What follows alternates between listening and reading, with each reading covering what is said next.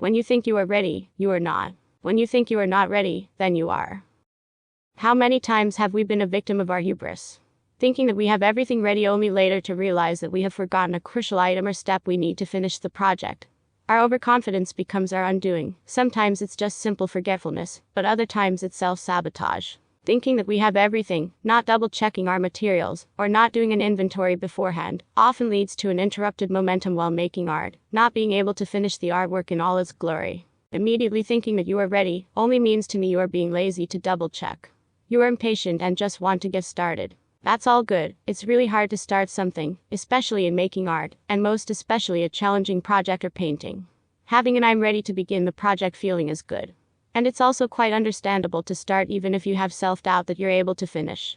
But for me, in my experience, starting at once when you still aren't ready is twice as deadly. The reason is momentum.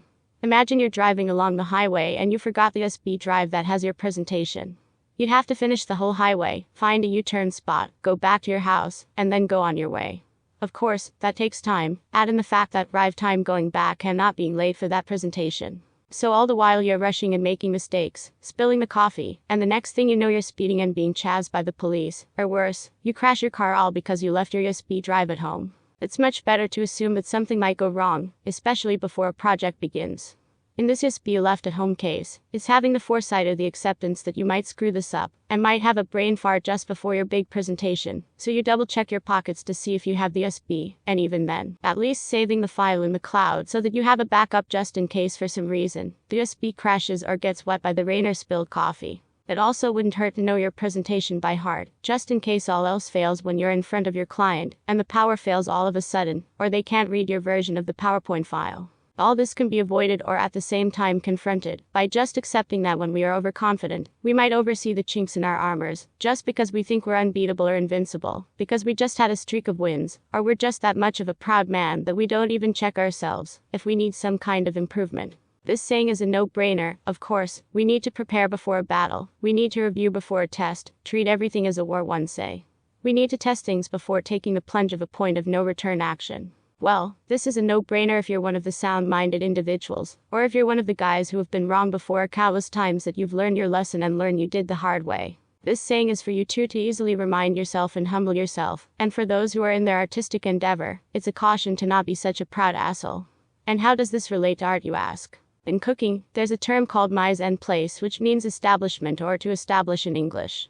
It means before you start cooking, you have to check all of your ingredients first before you even turn on the stove. Otherwise, you might burn the oil on the pan as you're still cutting up the garlic, and then when you do put the garlic in the pan, and only then do cut the onions, the garlic has already burned, and so on. As much as you tell yourself that it tastes good when you're eating whatever it was that you were cooking, you can still taste that burnt garlic. Mise en place, which also means to gather or put in place, teaches us that everything should be ready beforehand. Cut up the vegetables and marinate the meat the night before as part of the cooking, even if you'll only be firing up the stove the next day. You can see this at cooking shows, and you seldom do not see them do this ever, right? When was the last time you saw someone scramble over the kitchen looking for a potato peeler, and not have his food turn out arc and burned in the end? Rarely, right? It's because real chefs and cooks respect the mise en place method that they know everything has to be in place before they start, so as to not impede their momentum while cooking. They respect the process so much that they do not just do it in one go or out of the blue, unless of course they already have chopped onions and diced beef in their refrigerators and freezers, but you still have to defrost that beef. The point is, preparation is a big key, so that you'll gain the advantage of momentum and flow while doing your work. Okay, so how do I do it as an artist?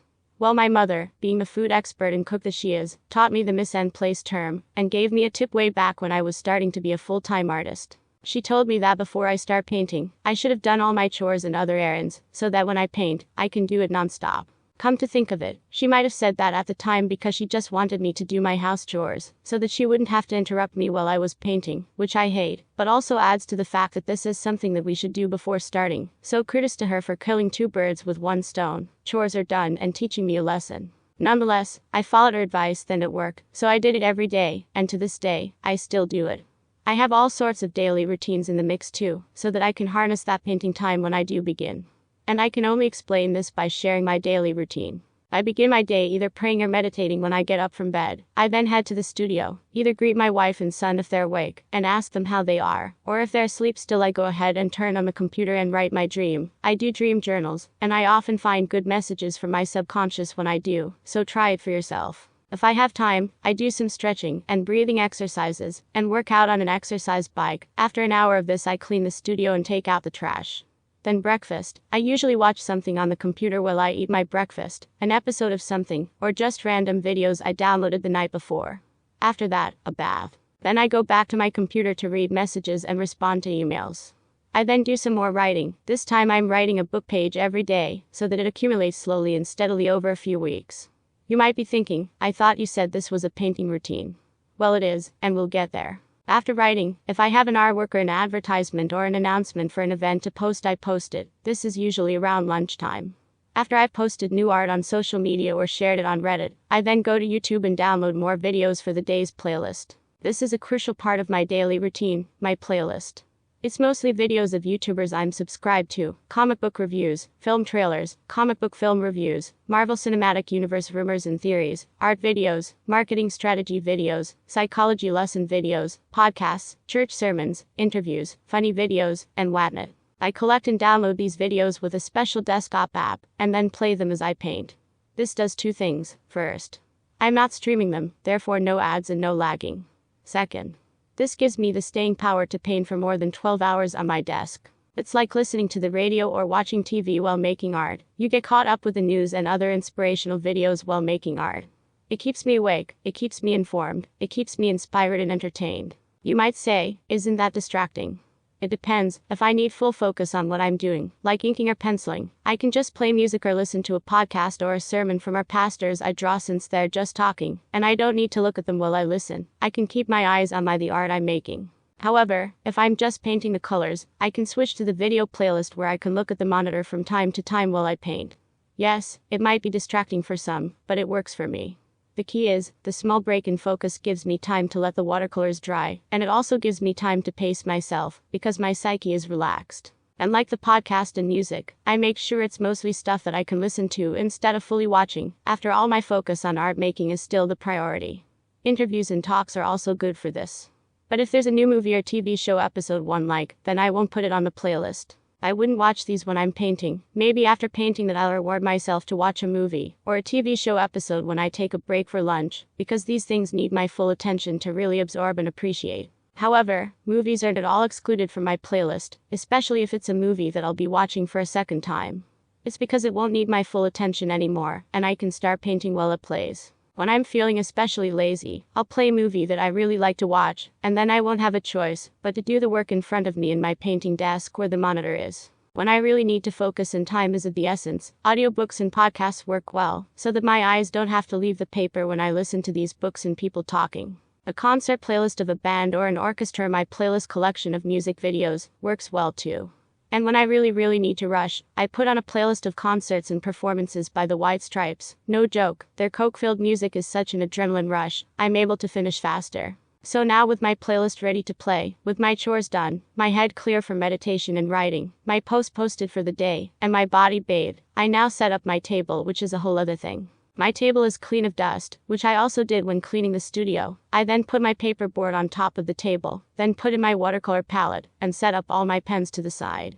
I have 2 baskets with wheels on them so I can easily glide my baskets of pens to the side for easy reach. They're both on my left side, and the pens vary in size and brand, and medium. Color markers make the most of them, but they're also categorized in gel pens with silver and gold. Permanent markers, alcohol-based and water-based, are together, and are separated by primary and tertiary colors. I also have highlighters and ballpoint pens in there, along with other stock of all of these pens and watercolor tubes and colors within my reach on the different levels of the basket with wheels. On my right side, white pens and correctional fluids are in place on the upper part of my watercolor and 𝐭𝐡𝐢𝐧 and poster color palette, and in the middle of that is a jar of water with a seashell inside, so I can rub my brush to scrub the tip of the brush in water. Besides the white pens are the black pens and rulers, and then the brushes too, which are also properly placed, so that I don't have to scramble looking for the right width. At the far right, there are clips and scissors and cutters and sticky tacks, erasers, and rubber bands. All of them are HOA, just in case I need any of them in my art making.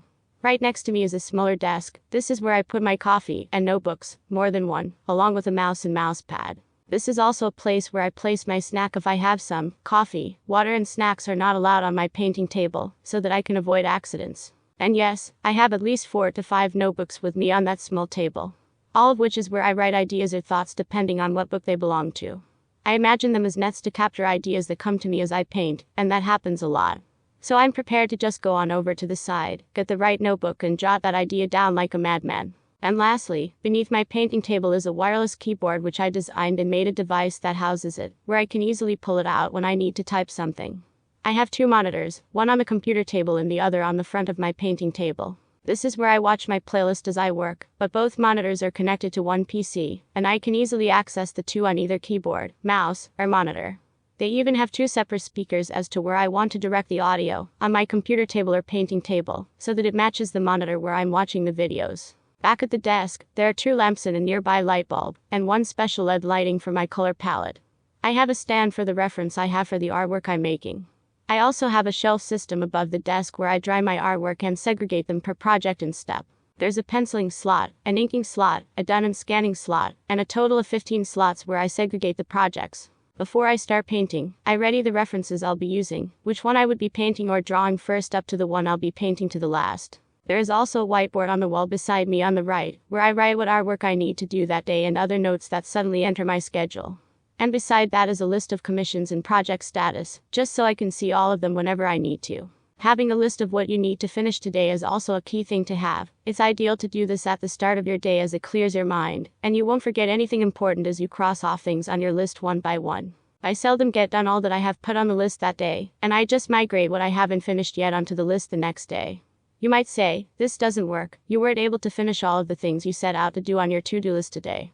But I would argue that if it wasn't for my to-do list, I can say I wouldn't be able to finish as much as I did. I'd be disorganized, unable to even know the things I neglected and forgot to do. It's all about getting it out of your head, so you can physically see the bigger picture. That way, your mind is not busy keeping up with the things you should be doing, but instead, you're looking at it as a strategist on how you can tackle, segregate and prioritize tasks you need to do. David Allen wrote a book called Getting Things Done. There he explained that if we don't get things out of our heads to put them on notepads, notebooks, and to-do lists, we're using psychic RAM, that we're literally using up the memories in our brains, like a computer, and that we're not able to remember as much or function as well as we could, when we go over the capacity of what our mind can only think of at a certain time. And what do we do when our PC's memory is full?